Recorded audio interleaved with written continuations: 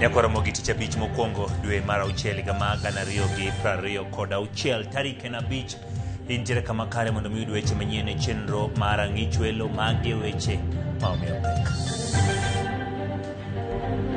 And we are putting them on notice. Even the students who are burning schools, you will not go scot-free. We shall come for you. If you are responsible, tutakupeleka jela na tukufunge huko hata kama ni mtoto. Migawo mar somo Julius Bitoko wacho ni piny owacho biro kawo ndamo mager mar chik ne joma siayo jopuonjre oketh mwandu mag skundegi. It's a costed plan at $518 million. That figure represents the combined effort of Africa CDC, WHO, and key partners. Dulma WHO kod African CDC chako chenro mar solo omenda maromo $518 mar konyo pinje Afrika yango kendo rakore gi tuo mar Ebola. This is the worst finance bill in the history of Kenya. It does not deserve the light of the day. The bill is deeply detrimental. It increases heavy taxation pressure, doubles compliance pressure, and escalates household costs. Dendun bura ma DCP Rigathi Gachagua seo paro mar chik mar omenda mar higa ma 2026-2027 owacho ni biro hinyo jo Kenya ka okadhe kaka en gi sani.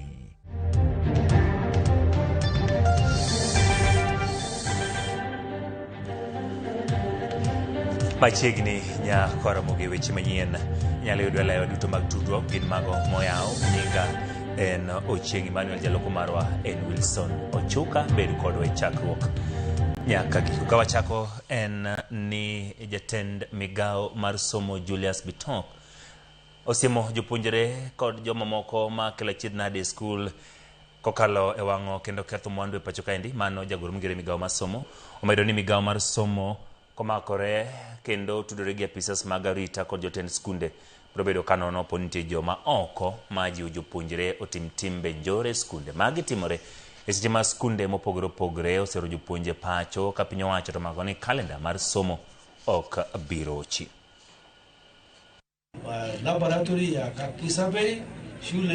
We are not going to close or interfere with our calendar of our schools because of a few students who are bringing problem in our country. We cannot accept to be distracted by a few criminal students who are engaging in bad activities in our schools. We are going to stand very firm, and we request all the stakeholders, all the leaders to team up with us so that we can be able to do the right thing. Ama mnasema ni watu wa Bomet. Kama in Bomet County, out of 1,800 schools in Bomet, there are only 3 schools where incitement is going on. And we have decided to deal with those people. And we are putting them on notice. Even the students who are burning schools, you will not go scot-free. We shall come for you. If you are responsible, tutakupeleka jela na tukufunge huko hata kama ni mtoto. We will not accept that watoto wachache wanapewa incitement, wanaharibu elimu katika taifa la Kenya. Julius Bitoko jagoro migawo mar somo jatend duond bura mar DCP Rigathi Gachagua koro tuoni pen chik mar omenda mar komenda ma 2026-2027 biro hinyo jo Kenya ponono ni opuodhe kaka en. Jalup jatend piny machon nolero ni moko kuom omenda okete parono mag migepe buora gi omenda bende koro medi mokadho tong'. Jafwambo marwa Eric Owenga miyo ler mathoth. E bwoj machiel mabiro jatend migawo mar omenda John Mbadi biro chopo nyim od bura mamalo masomo budget mar hik omenda ma 2026-2027. Budget mabende jotelo makwedo piny owacho osekwedo kawacho ni biro hinyo jofuke jo Kenya ahinya to jogo mayuto mar gin piny. Jatend duond bura mar DCP Mano Rigathi Gachagua nogo dhoge piny koloro ni paro mar omenda no ok onego ne kata wang' chieng' kata matin. This is the worst finance bill in the history of Kenya. It does not deserve the light of the day. The bill is deeply detrimental. It increases heavy taxation pressure, doubles compliance pressure, and escalates household costs. We thought it would have been expanded the economy and cushioned the ordinary mwananchi. Our first concern is the continued pursuit of unrealistic revenue targets, despite a history of persistent underperformance and an underperforming economy. Harambee!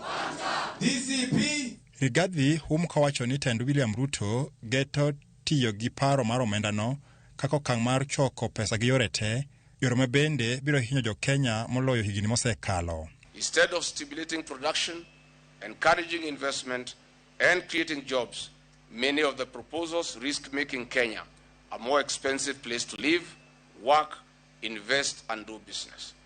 We strongly hope that a people-centered finance bill would focus on expanding the tax base, sealing revenue leakages, promoting investment, protecting taxpayers' rights, supporting farmers and businesses, and creating an environment where economic growth naturally generates sustainable tax revenues. Jadbura machon mamadhirano mabende ne twag jofwamb weche mane oromo gi jokanyo mag duond burano e log tich mare, kata kamano golo paro wi kaka piny owacho mar Kenya Kwanza onego luw yo mar reso jo Kenya masani yware matek nengo mar ngima. We call on all elected representatives of the people to listen to the people and reject in total this budget estimate and finance bill 2026-2027.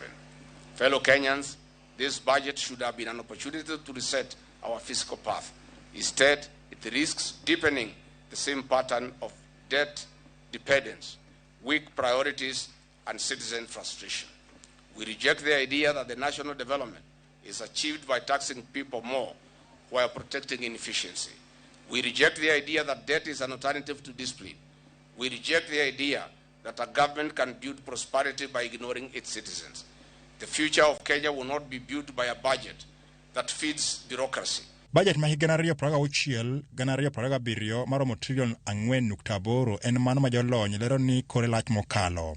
Gino ma Rigathi lero ni onego ng'i e yo matut. Rigathi lero ni maduong' chuth piny owacho onego ng'i yore magidino rode mag mibadhi moloyo juogo jo piny osur man malo ka osuri. DCP would rather have done the following to cushion Kenyans, create a prosperous nation, and dignify the Kenyan people. 1. Immediately we would stop the housing levy deductions to give relief to the payslip, return dignity to the employed, and extra expenses on employers. 2. We would propose that the government cuts wasteful and non-essential expenditure. State machinery must tighten its own belt before it demands sacrifice from the public. What is Kenya shilling 17 billion allocation to State House stand for? We would reduce it to Kenya shillings 3 billion. Iteni migawo mar omenda Mbadi biro somo budget no tich ang'wen juma biro e od bura mamalo. Eric Owenga, Ramogi TV, Nairobi. Jatelo mawuok e yimbo ma piny Kenya odhi nyime kod goyo debe ne koma jalup jatend piny e yiero maduong' mabiro. Kotelni kod spika mar od bura mamalo Moses Wetangula, jatelo go ji oganda jo Kenya obilu tombulu na jatend piny Kenya William Ruto tielo mar ariyo e yiero mabiro. Moko kuom josiasa mawuok e gweng'go bende odok ne jatend piny William Ruto wi chenro mar gero kar keto tenge kaachiel gi thiedho jotuo mag Ebola e piny Amerika e kambi jolweny ma Laikipia Airbase. Chris Owino miyo ler. Telo mopogore opogore dhi nyime kod gawo kom ma jalup jatend piny Profesa Kithure Kindiki motelo ne yiero maduong' mar 2027. Kagiloso e kar chung' od bura ma Hwisero e kaunti ma Kakamega, moko kuom josiasa mawuok e imbo mar Kenya wacho ni achiel kuomgi onego ten jatend piny William Ruto e yiero maduong' mabiro. Na sisi tumeambia hawa wangwana wetu neighbors wakina Faruk ya kwamba wakati huu tunasimama nyuma yenu kama namba 2. Na wakati ule unakuja tunataka na nyinyi mtu support. Tutakuwa tumewakosea. Wasimame na sisi. Na sisi tusimame nao 2027 tusimame na William Ruto. President akiwa kijana wa hapa Uluyani. Bari ya mbali lazima utembee na mheshimiwa president. Ndio Weta Ruto akitoa mguu, Weta anaweka. Ruto akitoa mguu, Weta anaweka. Ndio 2032 ikifika, Weta anajua State House inakaa namna gani, anajua ikulu inakaa namna gani, na tunasonga. Speaker mar od bura Moses Wetangula kod Governor Mabungoma Kenneth Lusaka osoko wang'kweth mobalo kod sirikal kumialo injili mar pogo oganda. Jotelogo ojiwo jodak mag imbo mar Kenya mondo obi oyier jatend piny William Ruto e tielo mar ariyo kagipake kuom chwalo chenro mag dongruok e pacho kae mangima kaachiel gi riwo jo Kenya. Sisi tulisukuma gurudumu ya mzee Odinga, tukasukuma gurudumu ya Raila, sasa tutembee pamoja.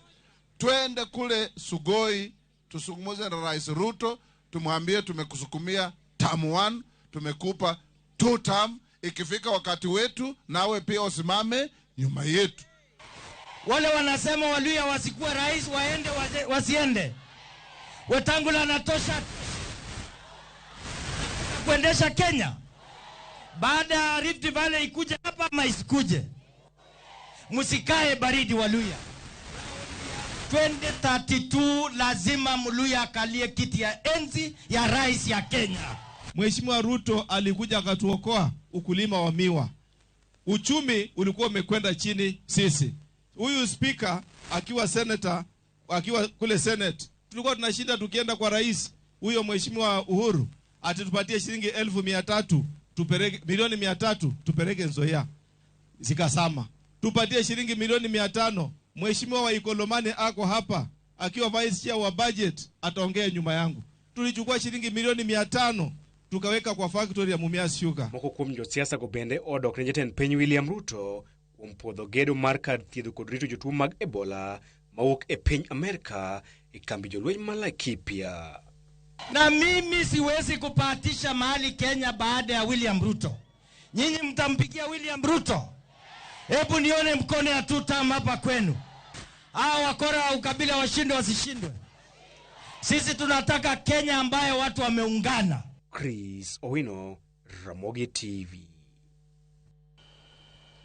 Riwruok mochung'ne weche thieth e Africa CDC kaachiel kod riwruok mar thieth e piny mangima WHO ochako chenro ma kanyakla mageto rakore kod midhusi mar Ebola. Chenro mageto choko omenda maromo $518 milion.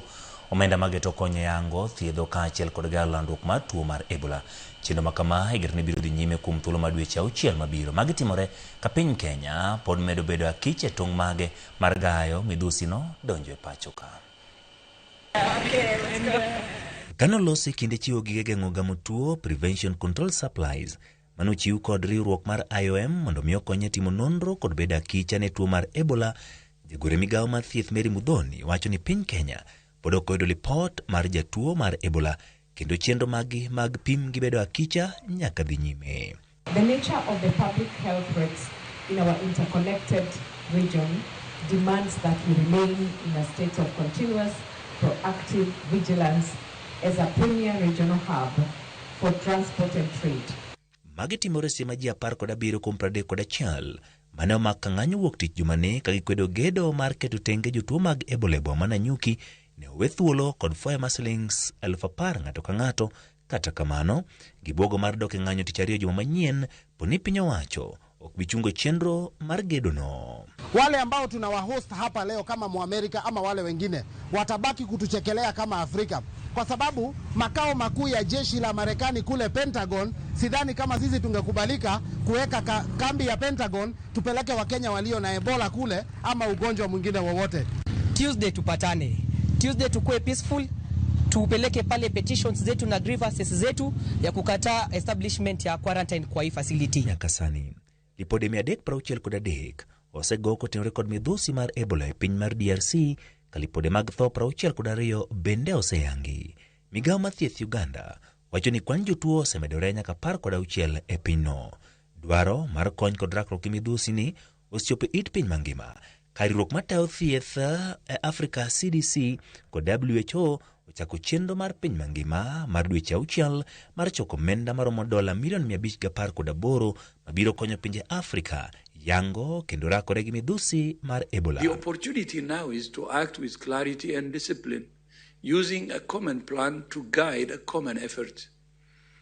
If we do that, we can bring this outbreak to an end and strengthen the systems that protect people from the next one. WHO bendo kwa mremio golo kum mag wuoth moseketi kod pinje mathoth madwaro gayo landruok mar midhusi no. Blanket travel bans did not stop Ebola.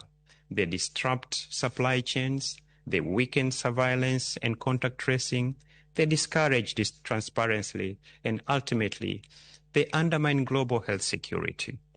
I urge countries to reconsider and lift these measures. The same applies to border closures. They are counterproductive, creating informal crossings that make screening nearly impossible. Jolony e weche mag thieth e piny mangima wacho ni luoro nitie kaluwore kod rem bedo kod chanjo moseyangi manyalo gayo landruok mar Ebola. Jatend piny Kenya William Ruto kod nyawadgi ma Afrika ma milambo Cyril Ramaphosa ojiwo chenro ma kanyakla e kind pinje Afrika majiwo kendo bero ohala.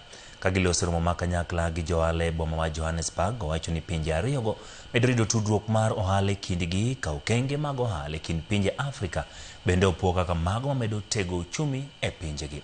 Gijojo wetegi oket maino margi timo ohala e kindgi ma ok e pinje ma ogunda kende ni mar pinje Afrika nigi oteku makare kendo thuolo modhuro mag ohala kod keto mwandu.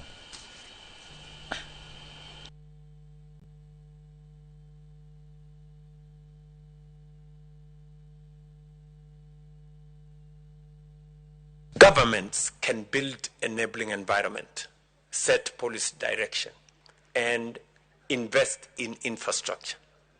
But it is the private sector that drives transformation. Kenya supplies tea, coffee, horticulture, cut flowers, and some manufactured goods, while South Africa supplies machinery, vehicles, pharmaceuticals, steel, and industrial inputs.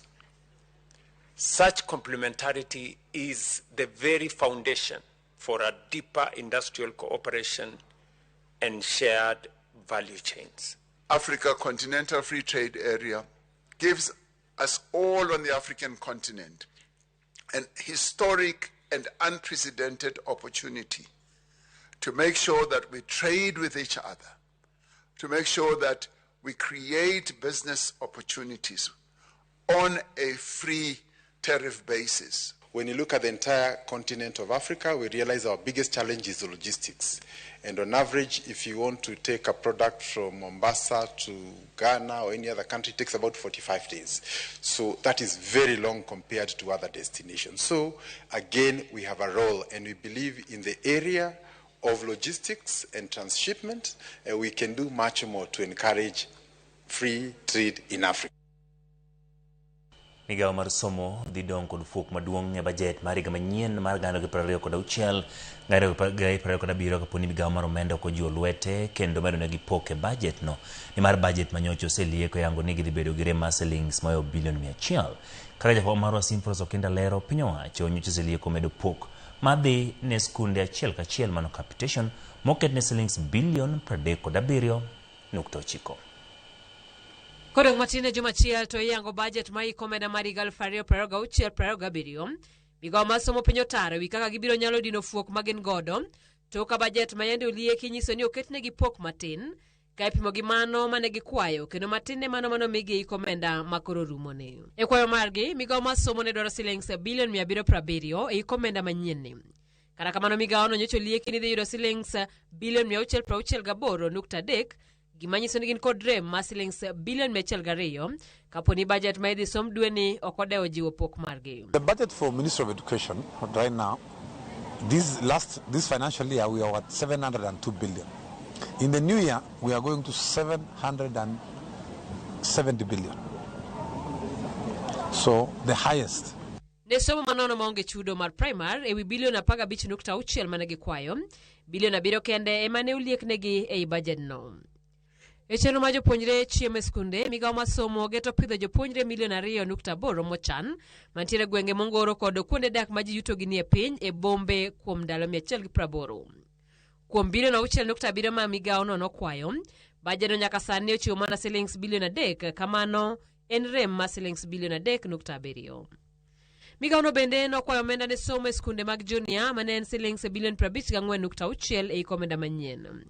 Budget no kata kamano lieko chiwo mana silings bilion 30.9 ka migao no dwani fuok makamano din kapok osom budget juma manyien. Most of the money that is going to Ministry of Education is going for capitation, is going for infrastructure, and is going for, of course, employment of teachers. Duol mochung ne chiwo hola ne kuonde tiegruok mamalo HELB kata kamano emoyudo lemo madit e migao ni komednegi budget kod omenda maromo bilion 56.7 e budget no maolieki. Komiti ma budget bende oketo silings bilion 4.9 mar ndiko e yo mogirore jopuonj mapuonjre kata interns 20,000 ndiko ma ibiro tim chakre dwe mokwongo higa manyien.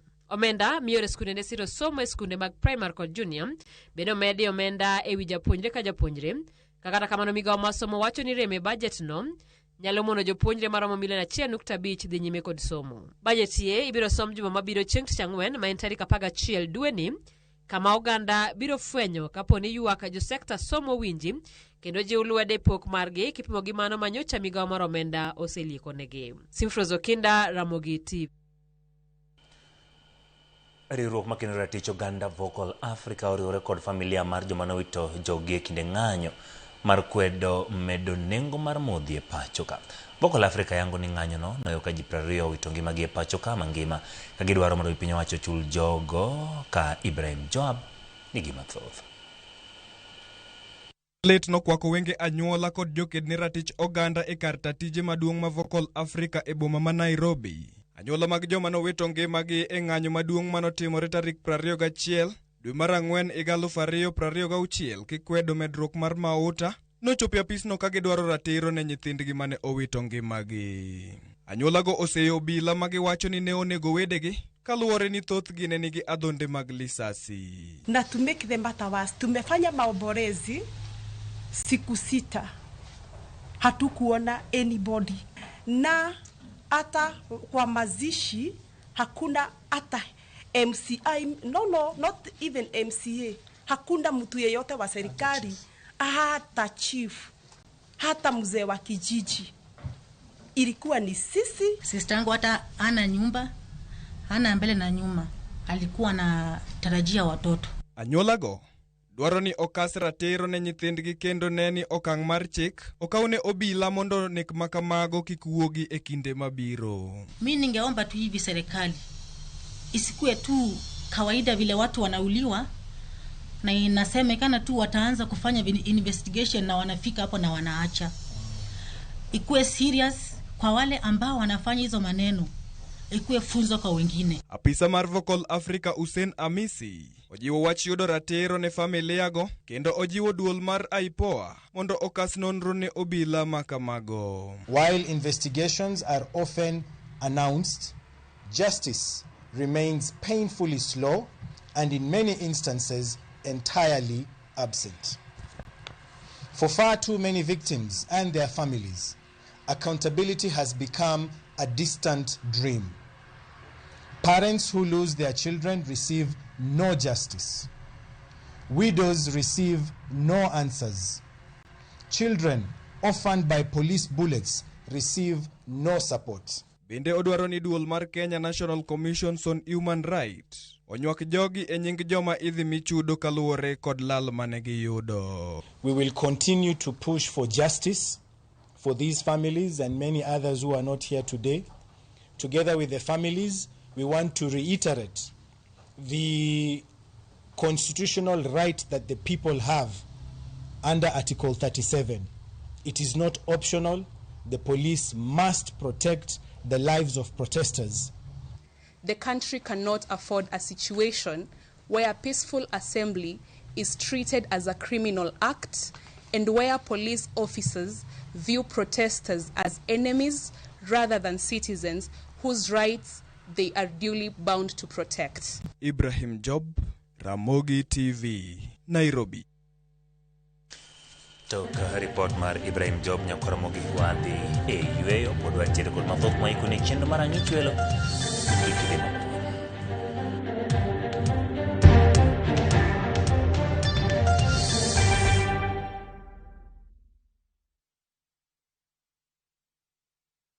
You know how sometimes you just need to switch off for a bit, step away from everything and clear your head. Spend 2 nights in the Masai Mara from 40,000 Kenyan shillings per person sharing with View Travel. In a Land Cruiser, just you, your people and your guide. During the day, you are out on game drives, seeing wildlife up close, the open plains, the whole landscape. Then you head back to the lodge. Rest, switch off and just enjoy the quiet.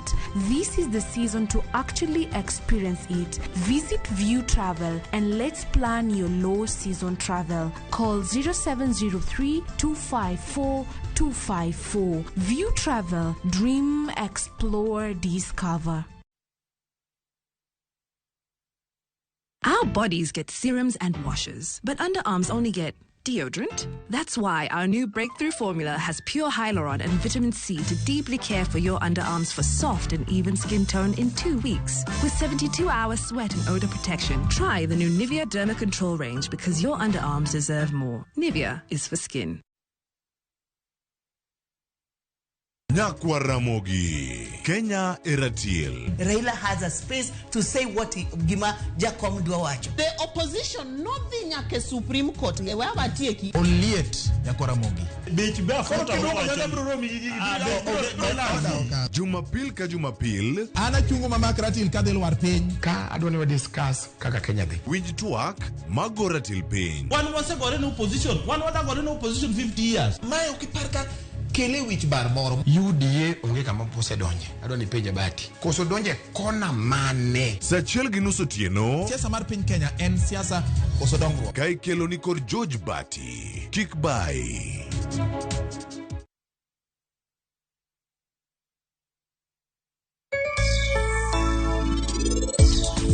Utemo wacho ni gimoro amora matimore nochan mana gi un ji ariyo kae.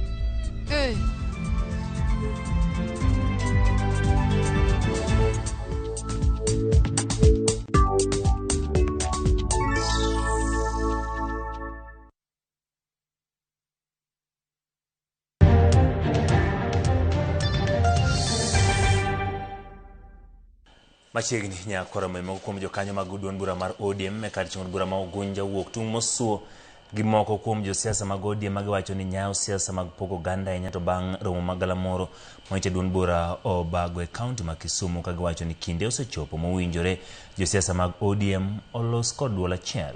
Kutele kod jakom rowere ma Ugunja Dan Nyibule jopiny gono medo nyiso geno margi ni ogai mar ODM Oburu Oginga oromo kod lemo kendo gin kod adier ni Oburu biro teo gi makare kinde ma duond bura no ikore ma chako twak gi UDA motero ne yiero maduong' mabiro e kinde no. Ne gikwayo josiasa makaluo mamako lemo mopogore piny owacho mondo ochwal chenro mag dongruok kod bugo grube mag wakeini kod rowere kaka yo mar keto omenda e ofukgi kendo bero ngimagi. Jogo ma osebedo oko kago joma ni chama mar ODM wan jo ODM motelo go bur wakwani jogo obi mondo wariwe karachiel mondo ODM obed achiel joluo riwre karachiel mondo joluo bedi gima achiel. Jogo ma dwa kelo chochni gi party wa ma ODM ka bang' Kisumo ng'eny jo wacho weche mang'eny but an adwa wacho ni jo Nyanza kendo jo Siaya gi jo ODM duto te ODM pod en party otegno koso kotegno to giman kod okwayo kaka youth wadwaro youth empowerment to youth empowerment ni kaka wanyalo yude kaka waziri sani mbele kanyo e stima kanyo last mile ni seche magi kelo polls ma idwa tumgo ji last mile med jiwo ni wach empowerment kata youth empowerment kata jiwo rowere tieng' mopogre opogre mondo mi wane kaka yudhe nyalo yudo gimo ma ginyalo bet go fuko keche ka empowerment kama kamano onge to bet nyalo bedo ni yudhe bokoso gima ginyalo bet keto fuko kendo ginyalo donjo weche moko machielo manono. Jidolo e kar chung'o bura marango e kaunti ma Homa Bay dwani josiasa e kauntis makaluo thegre gi pogruok e kindgi kod siasa makelo koko mosebedo ka nene gwenge mopogore kaluo. Jologo wacho ni mutni masani nene piny luo ne ok nyal bedo e kinde mane ogai machon mar ODM Raila Amolo Odinga ne nitie ka jodologo kotelne kod Bishop mar Dr. William Abuka kod Bishop Dr. Abraham Swanda Odongo. Okoni josiasa makaluo mondo yie otie tuche achiel mondo piny luo riwre kane giloso romo margi e ward Makochia. Jodologo bende ne okone josiasa makaluo mondo many thuolo mar bedo piny gi jodolo. Riwruoge makeno ratiro mag oganda kod jokanyo sectors mopogore mane one piny luo oriwore.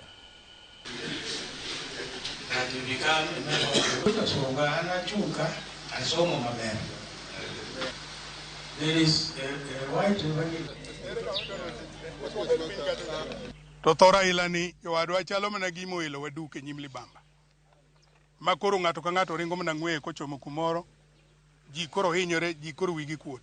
Oganda no luo no ng'e ka joma nigi dikora gentle people joko ma self conducted maber. To gima timore koro kawuono ni jowadwa kimari ye gima wadwa wacho nyiso ni chalo gima wadong duk En ang'o momiyo wanyalo ichore ni koro wailore ile duk ma ji yanyore ji timo timbe magalagala. Wabedie gi mbaka kaka oganda kamukelo ji moa e sectors mopogore opogore. Rally onge kaka dwadonje kaka jodolo. Onge kaka dadhi rally gi kola. Kata kaka damiel gi kimiel rally ka. Awuoye conversation ma ji obedo piny. Miwacho ni koro wadwa winjo duond jopuonj. Koro wadwa winjo duond jodongo. Wadwa winjo duond jodolo mondo wariw oganda obed achiel. Teko kaka oganda Luo en mana riwruok mosebedo godo achiel mosebedo godo kanyakla. But apani koponi wan kaka josiasa ok nyal bedo kigena. Apani nyaka wami kendo gi josiasa ok nyal timo gino joga ma josiasa samoro gino nyalo tamogi. But wadwa ni koro jotendwa mag kanisa mondo bede forefront omigi support manyalo kaka wachi ni ok rally. Tend agucho omenda ma pacho ka okalo kuom bad migawo mochung'ne rango chenro mag uchumi pacho ka ochopo kod chenro mar gimotisi ni gumzo la uchumi mashinani e gwenge ma Kisumu e kaunti. Mana ripota marwa Millicent Dembo leronwa chenro makama mane bagi skul primary ma Migosi okelo kanyakla jodolo mag kanise mopogore matwak ewi chenro ma piny owacho nigo madwaro keto e tim agenda mar gimoro kaka bottom up economic transformation. Kani oloso gi ute fwambo, jagore migawo marango chenro mag uchumi, Boniface Makoa, oyango ni chenro mar gumzo la uchumi mashinani negi chako mar dino fuok mosebedo e kind sirikal kod jopiny e wi chwalo weche mag sirikal mamulo ngima oganda ahinya to jogo mantie gwenge. One of the ways that we are reaching out is what we are calling Gumzo la Uchumi Mashinani. Gumzo la Uchumi Mashinani is just a government initiative to reach to all stakeholders at the grassroots level. And grassroots level, we talk of local Mwananchi, where the boda, the mama mboga, the youth, the women, the PWD, everybody is. And part of these stakeholders is the religious leaders. The religious leaders, when I talk of religious leaders, is church leaders and even the mosque leaders. Makoa lero ni chenro no mani ochakore e counties kaka Migori kod Busia dhi miyo jopiny mowuok e counties 47 duto pacho kae thuolo mar yudo chike sirikal kod chenro gi e yo moriere kendo bedo gi nyalo mar golo pachgi kuonde ma lokruok owinjore otime. Kile ambacho tunajua tunafanya wananchi hawakijui, na kwa kutokijua si makosa yao, ni kwa sababu hatukuwa tunawafikia. That the government is doing several things, the 5 pillars of a better agenda, and telling them what we are doing and getting feedback from them, what is working and what is not working. From there, we sat down with the CS and agreed that this is something that we need to do in the entire county.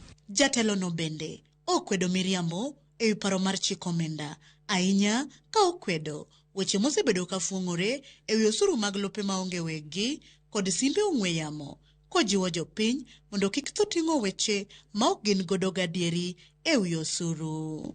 There is tax on the freehold land. That is a propaganda. It is not there in our finance bill. Their finance bill, the ones who have put there, it is there. And that is not true.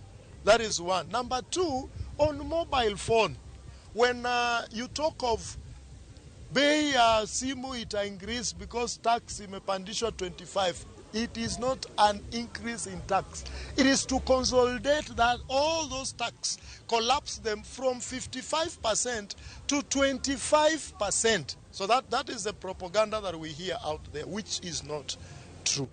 E seche mamage dhi nyime, sirikal koro singo mar neno ni gitudre kod jopiny moriere tir ka okwayo jotelo mondo owe fungo weche ma miriambo gichik itgi e ng'ur mag jopiny kaka yor bero yore mag chwalo tije gi dongruok ne jopiny e kuonde duto maonge jogo madong' oko. Comparing us to other countries, but we are Kenyans. We don't need to be compared. We need hope. Millicent Adhiambo, Ramogi TV, Kisumu County. Bad migao marito lee mag bunge KWS olanda yanga chenro mar daro kata rito nyithi lee bunge moyang ni Animal Orphanage mayudore Nairobi Park e lo machielo malach mantiere but Galleria Mall but Bomas of Kenya. Chenro mabiro kawo omenda maromo bilion 4. Kalure kod WS giywak ni kar rito nyithi lee masani tin kendo miyo chenro duto ok nyal dhi nyime yo makare.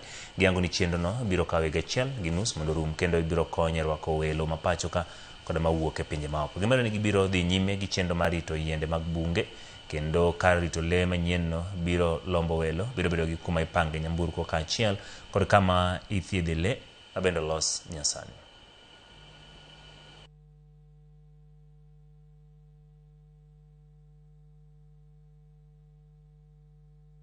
We are on a transformative journey and we want to change the way wildlife conservation is done in this country, and we are aligned with all our environmental laws, all our guidelines, with all the approvals, and we want to make the visit to the orphanage and the safari walk something exciting and something memorable. Once we are done with the construction here, that is on the new site, that will take us approximately 1.5 years. It's a well thought out design. This facility in the next 1.5 years, it is going to create more than 2,000 construction jobs. Mokum jitend do wede kod apisas mag Name County ma Siaya onyiso luoro margi ni kwan rech kidek medo duono e Nam Lolwe kalure kod kiluwa mar richo ma jolupe counties mokiewo kod Nam Lolwe kaka Siaya, Kisumu, Homa Bay tiyogo. Apisas mag do wede kod rech wacho ni kiluwago mako nyaka rech matindo kendo tieko kwan rech e nam kane gilosi kinde chenro mar wang'o kiluwa mar richo mane giromo milion 3 e dho wath ma Lwanda Kotieno. Telogo nokwayo tend counties moluoro Nam Lolwe mondo ketenge kendo keto kenge mowinjore mar jiwo arita Nam Lolwe maneno ni githiro tiyo gi kiluwa ma ok opuodhi.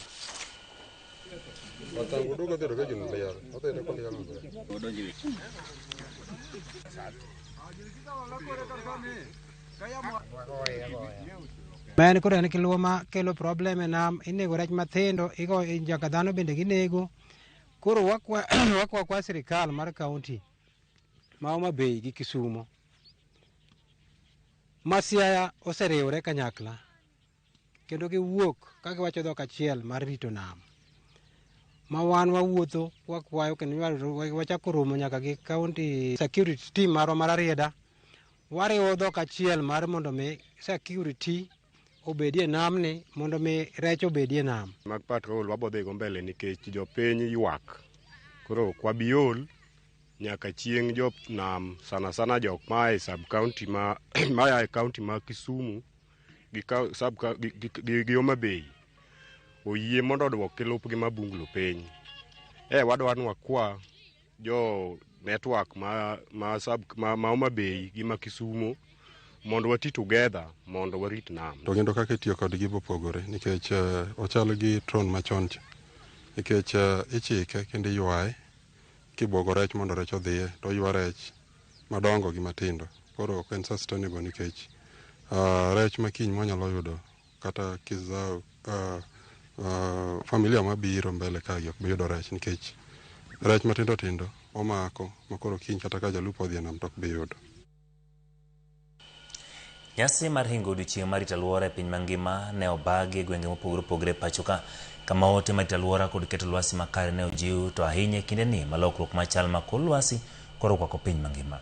Chenro mar timo ler e dho wede kaachiel kod pidho yien bende otime kuonde mopogore opogore kama bende jopiny ojiw ni oket maino maneno ni piny Kenya ochopo lek mar bedo gi kwan atamalo 10 mar bunge. Joja oko miyo ler. Hingo odiochieng' rito alwora mane obagi e dho wath ma Shady Beach e Likoni Mombasa kuma jopiny ne obiro kanyakla mar timo ler kod pidho yien.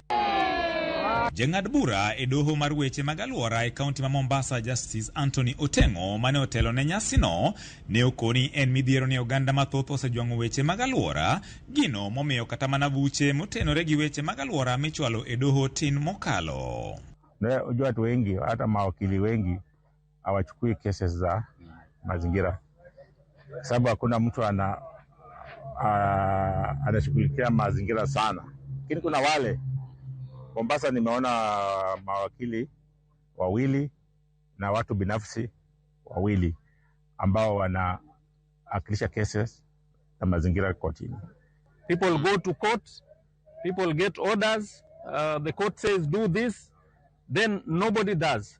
A perfect example is the case of Owino Uhuru, where money was given, orders were given until Supreme Court, nobody implements. Tukisema it is high time because of climate change na mambo ya environmental degradation, lazima we have to put money in the correct targeted areas ambazo tunaona ya kwamba kuna shida ya mambo ya environment. Ne bende oyangore ni pigi muchido sani ichwalo achiel kachiel nyaka einam, gino marucho alwara magnam ka achiel gi rech kod chwech mamoko mantiere. Kuchafua mazingira sio tu hiyo chupa unaona, sio tu hiyo ndizi unaona inatupwa hapa nje.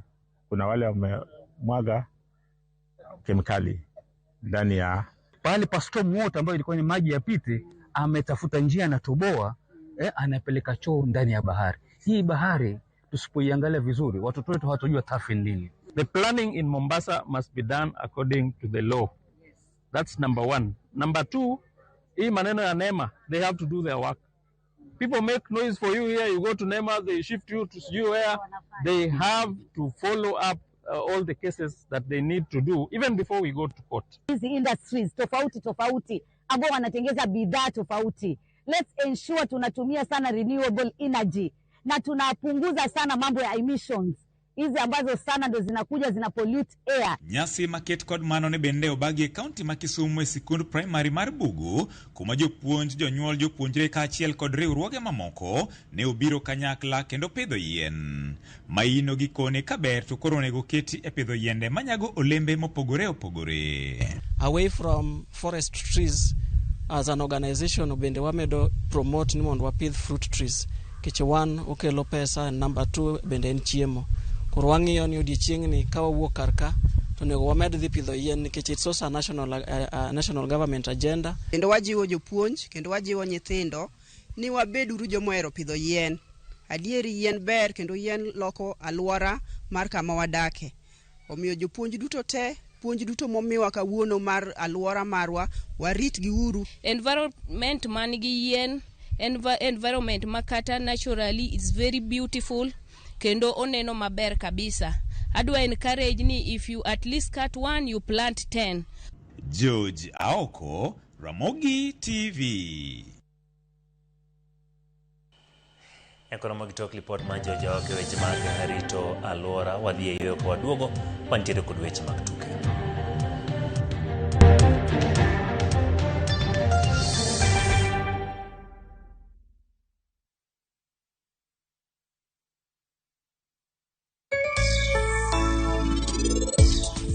Ane ma control magal James go mtaga. Iluonge ni Silvio. Otiyo kae siek, Ango? Namna uwe. Inge? Ne, ori ki jogo pesan kanya. Jatelo ineno. Silvio kadwa mbaka ya. Tapenji. Odno kwani chulo pesa di? Donga chulo siling 7,000. Hey! Silvia. Ichulo hotel 7,000 nadi to kata tiche mi yoge. Happy berry yudo ane chairman jogo. Ane makisemi ya 1K. Ta control everything.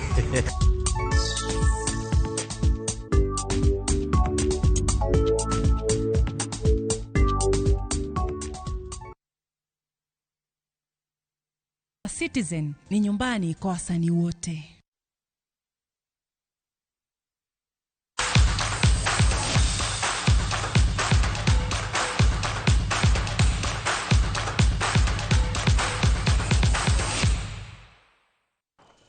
Machiegni weche mag tuke Gor Mahia dosir ma kore lach to kambi loso rangi ma Kansai Plascon Kenya Limited miyo menda mano shillings million per day kuom higni 3 mabiro. Sir mokalo mane kogalo nego gi Plascon en ma milion 5 kama biro kaka fungruok ne club no mondo ne chako timo ikruok ne tuke mag pinje Afrika.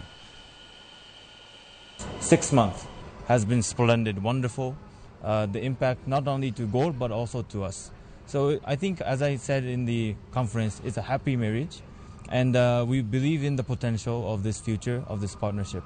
And so we wanted to respect the activities. We wanted to see Gor go to a different level. One thing that is clear is that there has been a great improvement in terms of finances. Talking about 2012 to 2022, great leap, and that accounts for our performance at the moment, because we've been able to improve in our gate collections and be much more transparent, and that has contributed to this kind of performance.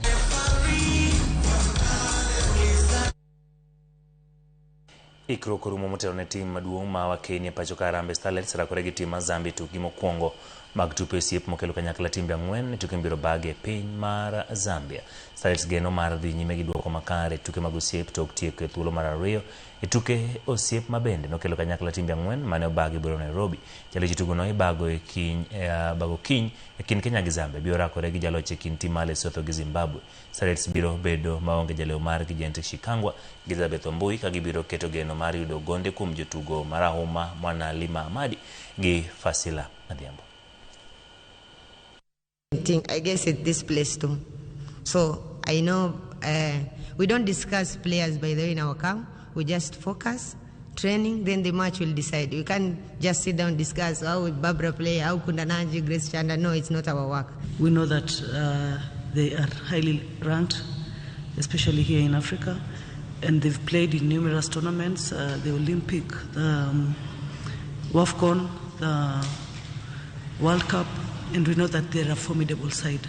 So as we're preparing for WAFCON, we are really looking forward to play against teams that have already made a mark, to see where we are as we look forward to begin our matches.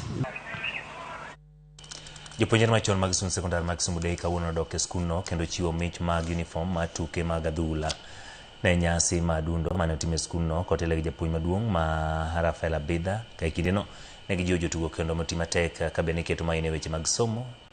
Kocha ma timno mar adhula captain kachiel gi jopuonjre go machon ogolo pachgi ewi geno magin go e tuke matimore e tam mar 2 e skunde mag sekondar.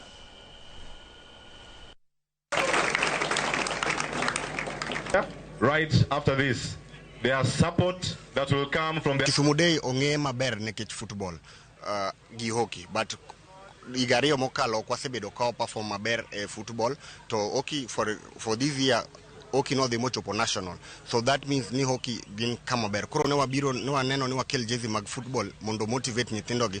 Team madhi tugo Kisumudei this term en moro ma otegno to wacho ni wamigi sir mano alumni association moingo ji 300 gi wiye mowacho ni wachokuru gimoro matin wanyiew jesi kendo wakel gi ka lewni gi dhi konyo jopuonjregi masani kore ni tuke mag tam 2. Nyithindo ne mor to team be mor zaidi. Aduoko erokamano kabisa ne alumni mokelo uniforms go to kod ni tuke maiga ni waikre kabisa nikech senior principal marwa nosemiyowa support and team ose prepare, team ose go friendlies mang'eny gi various schools and various clubs. We have prepared since the December holiday. We were here since when the KCSE was being done. We were in school preparing for this day, and now this day has reached. This is our year that the Lord has planned for us.